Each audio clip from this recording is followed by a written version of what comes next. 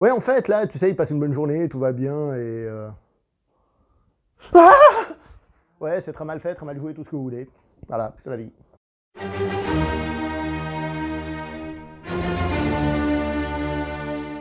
Bonjour à vous les cinéphiles et bienvenue dans cette vidéo consacrée au premier Evil Dead, le film culte de Sam Raimi réalisé en 1981 avec dans les rôles principaux Bruce Campbell, Helen Sandweiss, nous avons aussi Al Delrich, Betsy Baker ainsi que Sarah York. Il n'y a pas beaucoup de personnages, là je cite ceux que j'ai sur la liste là, les premiers qui sortent, et puis c'est tout, voilà. Sam Raimi avait 20 ans et rêvait de faire du cinéma, et il faisait plein de petits films en Super 8, entre autres avec son ami Bruce Campbell. Il en a fait un qui s'appelle Within the Woods, qui était en fait un court-métrage qui avait pour but d'aider à financer un premier long-métrage au cinéma, donc à savoir Evil Dead, ou plutôt Book of the Dead comme il s'appelait à l'époque. Ce court-métrage, dans lequel il y a l'actrice Helen Sandweiss, qu'on retrouvera évidemment dans le film Evil Dead, est en fait un petit Evil Dead, encore plus fauché que le film, et on voit déjà certaines caractéristiques qui vont revenir dans le film final, c'est-à-dire par exemple cette caméra qui commence près de l'eau, on va dire au-dessus de l'eau, comme ça, qui se déplace, pas aussi bien fait que dans le film final, etc. Il y a moins de personnages, il n'y a que les deux acteurs principaux, donc Bruce Campbell et Helen Sandweiss, et là, dans ce cas-là, c'est plutôt Bruce Campbell qui se fait posséder, etc., etc. Mais on voit déjà, on va dire, les marques de fabrique du futur film. Ce court-métrage du réalisateur qui atteindra le succès avec Evil Dead et qui deviendra mondialement connu grâce à Spider-Man dure 30 minutes et vous pouvez le trouver sur YouTube. Évidemment, la qualité n'est pas extraordinaire, c'est plus pour le coup d'œil et pour l'intérêt, on va dire, archéologique que c'est intéressant. À cette époque, Sam Raimi rêvait de passer la porte d'Hollywood, comme beaucoup de ses amis avec lesquels il traînait souvent, par exemple Frances McDormand, Joel Cohen, pourquoi est-ce que je cite Joel Cohen? Je sais pas. Ou encore évidemment son pote Bruce Campbell, donc il y avait un peu cette petite équipe qui avait envie de passer la porte d'Hollywood. Grâce à ce court-métrage et à son pote de l'université George Tappert, qui sera donc producteur, il se lance dans la réalisation de ce film Evil Dead, qui à l'époque s'appelait Book of Dead, parce qu'il faut savoir donc que Sam Raimi était très fan de Lovecraft, de Stephen King et tout ça, donc le nom du livre était une référence à ces deux auteurs-là, surtout Lovecraft en réalité, pour être tout à fait honnête. Le tournage eut lieu donc dans une cabane au Tennessee qui appartenait au producteur George Tappert. Il faut savoir que cette cabane avait donc plusieurs buts, plusieurs utilités. La première, c'est que c'était une cabane dans laquelle allait se passer l'histoire, mais qui plus est, c'était aussi l'endroit où vous allez pouvoir dormir, etc., etc. Je rappelle qu'il y avait un tout petit budget, donc il fallait faire au mieux. Le souci, c'est que cette petite maison n'avait pas de chauffage, n'avait pas d'eau courante, par exemple, et je vous ai dit que c'était de novembre à janvier, donc autant dire que les acteurs, ils en ont chié beaucoup. Enfin, toute l'équipe en a chié, parce que justement, il faisait froid et tout, ils étaient malades, tout ce qu'on veut. Et bien sûr, quand on fait un film, c'est pas un film d'action, mais où il y a quand même un peu d'action, il peut y avoir des blessures et tout ça, et il n'y avait pas d'équipe médicale dans le coin, donc ça posait un petit peu des soucis. Donc autant dire que le tournage du film a été très éprouvant. Et quand je dis très éprouvant, par exemple, à un moment donné, Bruce Campbell s'est blessé à la cheville, et qu'est-ce qu'il a fait? Il a dû continuer à tourner, voire même, ils ont fait en sorte qu'il ait bien mal pour qu'il boite un petit peu pendant le film. Sympa, hein, les potes, hein? Après, il y avait des petits soucis, comme par exemple le sang, le faux sang qu'ils ont utilisé, il paraît-il qu'il était très difficile à enlever, qu'il était très chiant. Quand il y a des morts vivants, ils mettaient des lentilles blanches qui, paraît-il, piquaient les yeux au bout de 15 minutes de manière horrible, et en plus, ils voyaient rien, donc ils tournaient à l'aveugle. Qui plus est, évidemment, avec ces difficultés, le tournage s'est allongé plus que prévu, et à la fin, d'ailleurs, ils se sont rendus compte qu'il manquait des scènes, donc ils ont fait des reshoots, quoi, pour compléter. Et là, en fait, il restait plus que 3 personnes dans la maison, je fais 3 personnes, à savoir Raimi, Tappert et Bruce Campbell, pour tourner ce qui manquait. Allez, petite anecdote sympa, vers la fin du tournage, comme il n'avait plus que des scènes extérieures à tourner, il n'y avait plus besoin de garder l'intérieur de la maison en état, et en fait l'équipe du film avait tellement froid, il pétait tellement un plomb qu'ils ont utilisé les meubles qu'il y avait dans la maison pour faire du feu et se réchauffer. Voilà. Pendant le tournage, Sam Raimi était à fond dans le film et il passait tout son temps à travailler son storyboard de manière à bien décomposer son film. Il faut savoir que Sam Raimi, je vous apprends pas grand chose, était très fan entre autres de comic books, de films d'horreur, et de films comiques aussi, ce qui peut paraître un petit peu bizarre, on reviendra là-dessus un tout petit peu après. Mais en tout cas, les comic books, si je le dis, c'est justement pour ce découpage très précis et cette envie absolument de bien découper son film, que ce soit très bien fait. Une fois ce tournage éprouvant terminé, Sam Raimi est allé à Détroit pour amener donc son film pour se faire monter.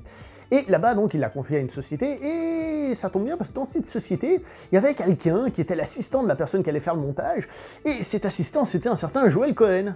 C'est pour ça que je vous l'ai dit tout à l'heure, le pote de Sam Raimi, donc, pour ceux qui ne savent pas, Joel Cohen, c'est un des deux frères Cohen, les fameux frères Cohen. Pour la petite histoire, la petite cabane dans laquelle ils ont tourné le film n'avait pas de sous-sol, et donc le sous-sol qu'on voit dans le film est en fait un mélange entre le garage des parents de Sam Raimi et le sous-sol de la maison du producteur de Tepart. Joel Cohen, lors du montage, s'est basé donc sur le court-métrage qu'avait fait Sam Raimi pour essayer de garder un peu le même rythme, etc. Il faut savoir que Joel Cohen, et donc il est crédité comme assistant monteur, et ce serait lui, j'ai bien dit ce serait lui, qui aurait monté les scènes en intérieur, donc les scènes à l'intérieur de la maison.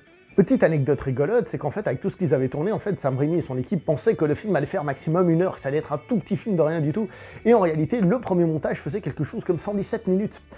Ce qui était un peu beaucoup quand même hein, pour ce genre de film, mais pour dire qu'ils avaient tourné plein de trucs. Finalement, ils ont essayé de couper le film pour enlever des choses, alors que justement, ils pensaient faire plus court, et ils ont réussi à atteindre donc la durée qu'on connaît du film, à savoir celle de 85 minutes, 1h25. Une fois le montage terminé, Raimi organisa des projections privées avec des gens qu'il connaissait, etc. Et semble-t-il que le succès était totalement au rendez-vous. Un distributeur accepta de distribuer le film, mais il exigea 2 choses. La première, c'est que le film soit distribué à l'international, et ça c'était plus de frais pour Sam Raimi, faut le savoir, donc voilà. Et la seconde, c'était qu'il change le nom. Je vous rappelle qu'il s'appelait Book of the Dead, et ils ont dit non, non, non, non, il faut lui changer de nom, il faut qu'il s'appelle Evil Dead. Evil Dead, qui est un nom un peu bidon, parce que ça veut dire la mauvaise mort, la mort maléfique, le mort maléfique, enfin bref, c'est un petit peu chelou quand même comme nom quand on y réfléchit un petit peu. Au passage, le film au Québec est connu sous plusieurs noms, dont La Mort Diabolique, qui est une traduction correcte de Evil Dead, hein, c'est une traduction correcte. Il est aussi connu sous La Nuit des démons, ou encore L'Opéra de la Terreur. L'Opéra de la Terreur, je trouve ça stylé comme nom perso.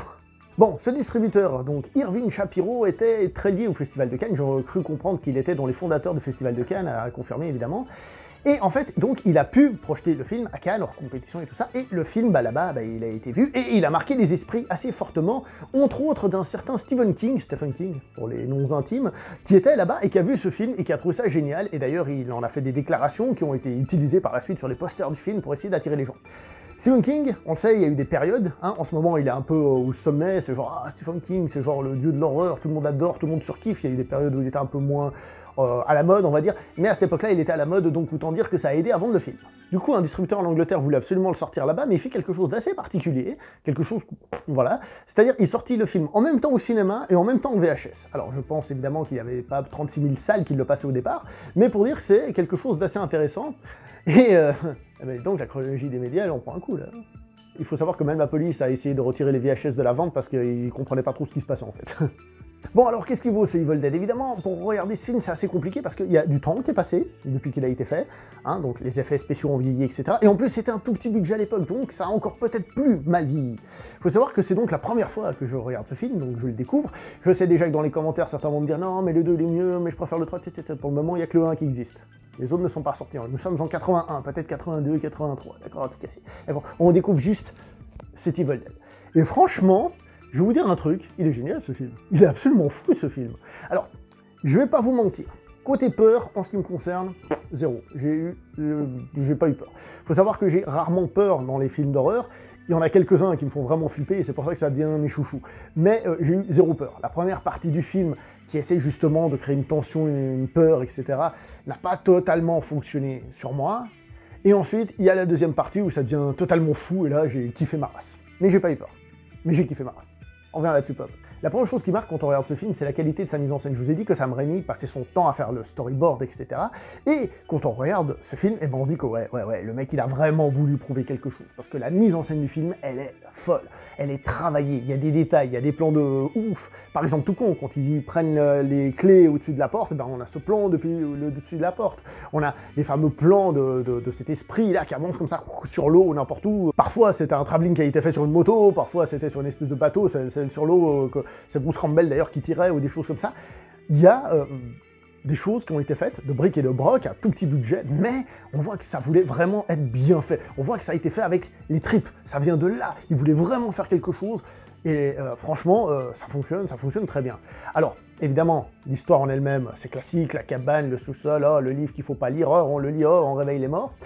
Je sais pas à quel point ce film est novateur là-dessus. J'ai entendu dire que c'était le premier, mais je ne donnerai pas ma main à couper, parce que, comme on voit dans le film aussi, donc Sam Raimi fait beaucoup de références à certains autres films. Par exemple, quand ils sont dans le sous-sol, on voit une affiche de La Colline à des yeux. Je sais qu'il y a 2-3 références comme ça, certaines m'échappent forcément, parce que je suis pas forcément un connaisseur de vieux films d'horreur. Mais quoi qu'il en soit, la première partie essaye de mettre donc cette ambiance un petit peu horrifique, Personnellement, j'ai tout de suite vu un aspect un peu comique. Alors vous me direz, oui, c'est surtout les autres qui sont comiques, même si je les ai pas vus, je sais qu'ils sont comiques, c'est pour ça que tu te laisses influencer. Alors je sais pas si c'est premier degré, mais je trouve que cette équipe de jeunes a un côté justement second degré, là où beaucoup de films un peu genre slasher et tout ça, on nous montre des jeunes, c'est des petits contes, envie de les baffer. Là, j'ai trouvé qu'il y avait un côté, voilà, un certain recul sur ces personnages, un côté un peu, on rigole un peu d'eux, de leurs stéréotypes. Ensuite, donc, il y a la partie horrifique, hein, enfin, la partie qui essaye de faire peur, on va dire, et à la fin, c'est le festival de zombies possédés. D'ailleurs, c'est intéressant, parce que ce film, finalement, c'est quelque chose entre un film de possession, mais on n'est pas dans l'exorciste, hein, vous voyez, même si ce sont des gens possédés, hein, et il y a un côté, justement, peut-être un peu plus film de zombies, c'est-à-dire un peu moins, justement, exorcisme pour les libérer, mais un petit peu plus, on se découpe, on se tire dessus, et des trucs comme ça, qui rendent ce film vachement fun. De plus, le film, malgré qu'il n'ait pas beaucoup de moyens, il y va à fond, on va jusqu'au bout, il y a du sang, c'est gore, il va au bout de son idée. Et, personnellement, encore une fois, c'est là où peut-être cette distance que j'ai avec le film fait que moi j'ai pas eu peur, j'ai pas trouvé ça dégueulasse, mais j'ai trouvé ça super fun à regarder, perso. J'ai trouvé que c'était un film qui osait, qui allait, qui avait peur de rien, et qui, malgré son manque de budget, justement, grâce à une mise en scène bien travaillée, eh ben, il arrivait à tirer son épingle du jeu. C'est-à-dire que tu sors du film et tu dis « Waouh, putain, j'ai vu un super bon film, quoi ». Alors oui, je vous ai parlé des jolis plans, comme celui au-dessus de la porte, je vous en ai pas parlé d'autres, il y en a d'autres, des très jolis plans quand il rentre la première fois dans la cabane, et puis qu'on voit cette espèce de fumée et tout ça. Non, il y a vraiment des trucs très bien faits. Il y a des moments où, par contre, tu sens un petit peu le manque de budget. Par exemple, tous les plans sur les démons, on va dire, où ils sont là, sur un plan, et ensuite on a un plan, par exemple, sur le personnage d'Ash, et ensuite on revient sur le démon, etc.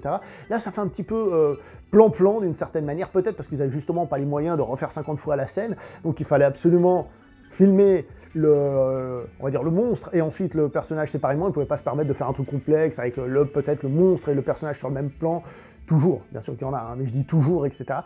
Voilà, il y a des petits trucs comme ça, mais ce que j'aime bien dans ce film, c'est que tu vois un peu les astuces, mais malgré que tu vois les astuces, tu vois surtout l'envie de bien faire qui surpasse ces astuces, et tu vois que c'est vachement bien fait. Je veux dire, quand on prend la scène du viol par l'arbre, on va dire, hein, d'accord ? Je veux dire, elle lui écarte les jambes, elle l'a déshabillée, etc. Donc voilà quoi. Hein. Je veux dire, cette scène-là qui, paraît-il, a fait polémique, et d'ailleurs Sam Raimi a, paraît-il, dit que oui, qu'il regrettait de l'avoir mis, machin, mais il l'a jamais coupé, on veut savoir pourquoi, je pense qu'en fait il en a rien à foutre. Et ben cette scène-là, certes, elle fait vieux film, machin, mais je trouve qu'elle est tout à fait regardable actuellement.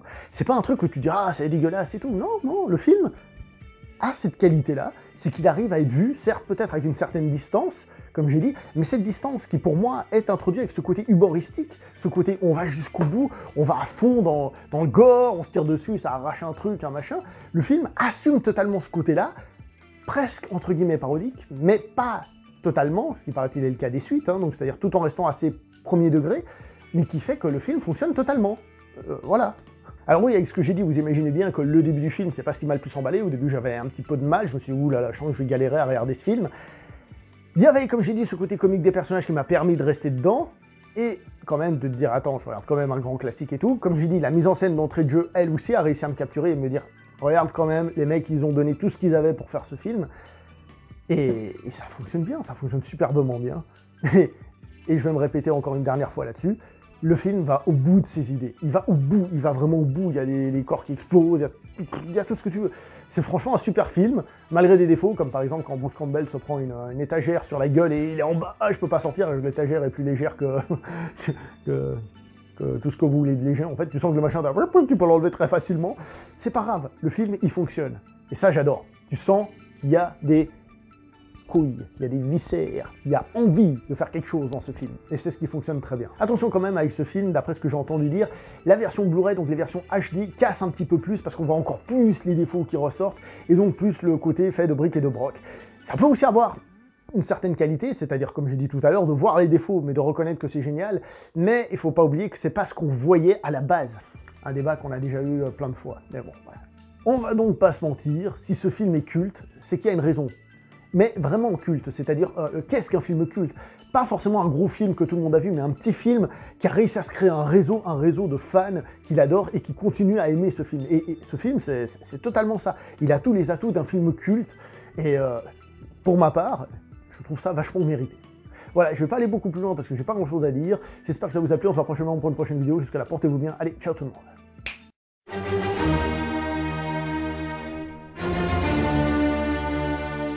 Bon bah du coup je suis motivé pour voir le 2, qui pour beaucoup est le meilleur de la saga, on verra ça peut-être à l'occasion un jour, peut-être. quand ça se présentera.